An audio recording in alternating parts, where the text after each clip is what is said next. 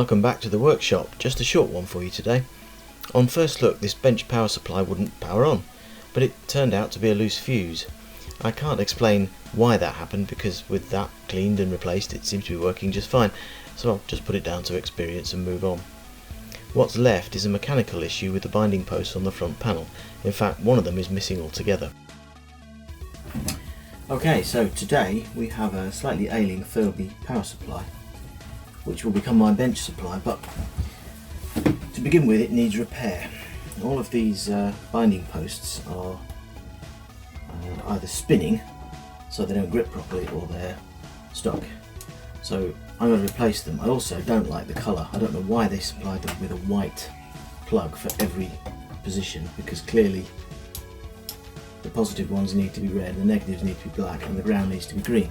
So I've got myself some new ones, and these are the same brand of connector as the ones on there, although I can't get the exact part, so I may have a little bit of a fitment problem, but we'll see how it goes. I should be able to swap them in with a little bit of adjustment. So rather than show you every single one, I'm just going to show you, I'm part way in. So these are the old connectors, and these are the new ones that I've done so far. And I'm going to change these two on camera so you can see what I'm doing, and then I'll show you the finished job.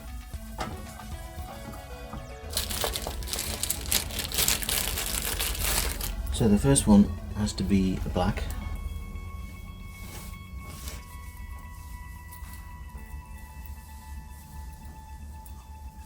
So here's the new piece, and there are two nuts on it. I'm only going to put one on because that's the way the original is fixed.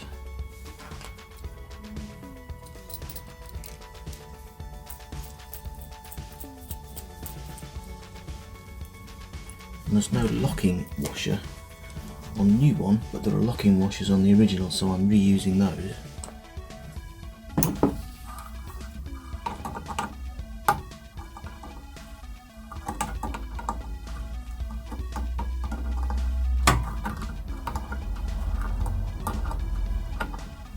It would be much easier if I had a nut spinner. I'll add that to my shopping list.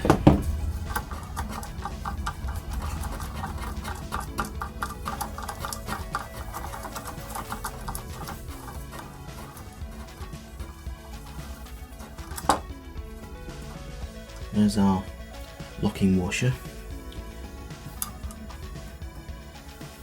Here's the old fitting.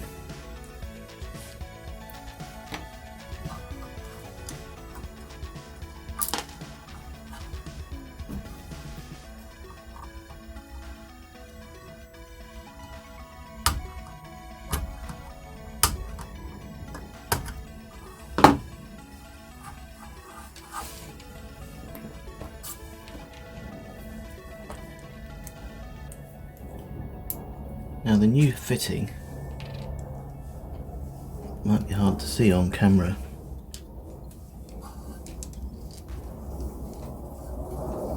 The new fitting has a lug like the old, but it's narrower.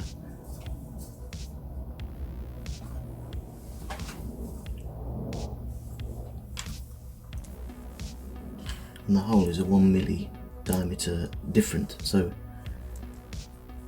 that means that instead of being a snug fit, there's a little bit of play in it.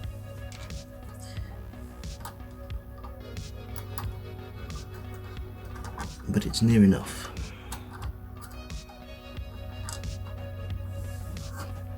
So, washer,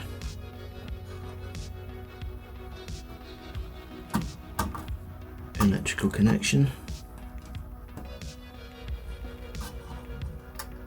washer, lock washer, nut.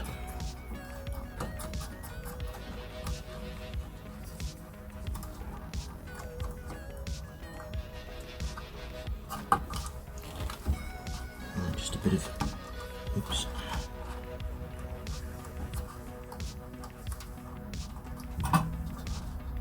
And manoeuvring to make sure we've got a lug in the right place.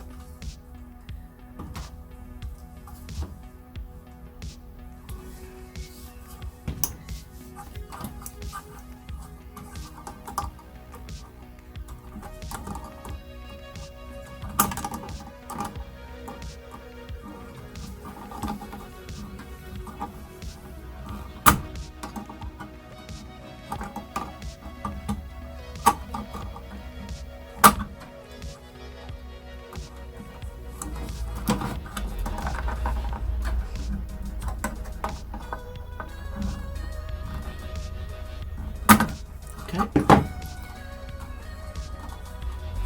Some solid. Next one is the green.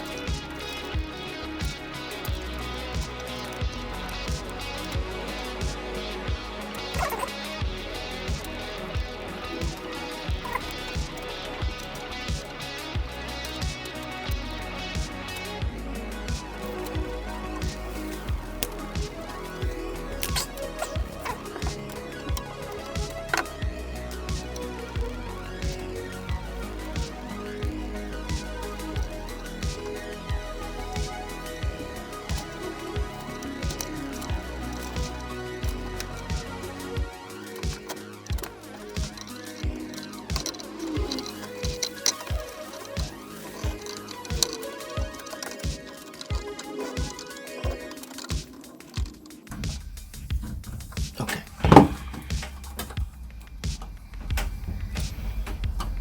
Alright, so let me move this.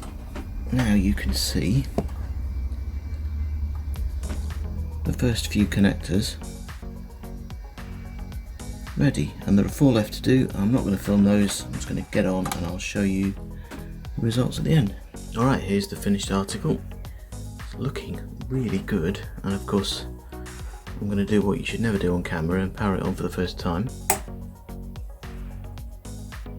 Looking good.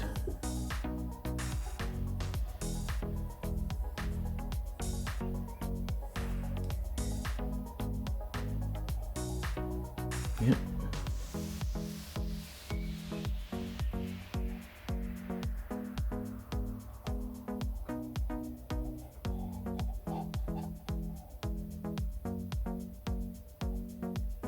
Yep, and all these are solid.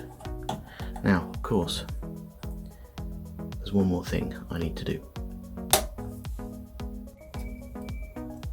I'm in the progress of making 2 new shorting bars because the originals were lost.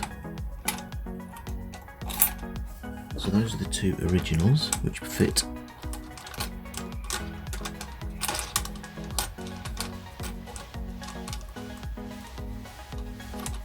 just perfectly.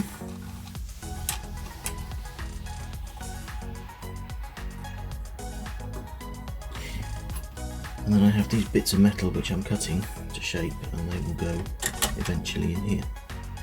Alright, so these are homemade and they're a bit rough and ready, but the point is the slots are lined up, they go on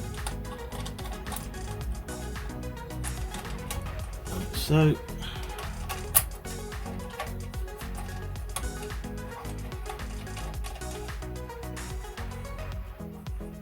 And I can now tighten them down properly.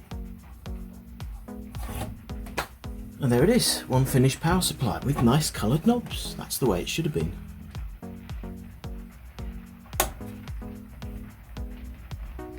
Sanity check. You should always do this with new equipment if you're not used to, if you've not used it before. Don't plug anything that you want to keep into a new piece of kit until you measured it, just in case. Oh yeah, output on. That's as near as damn it. This side. Oops.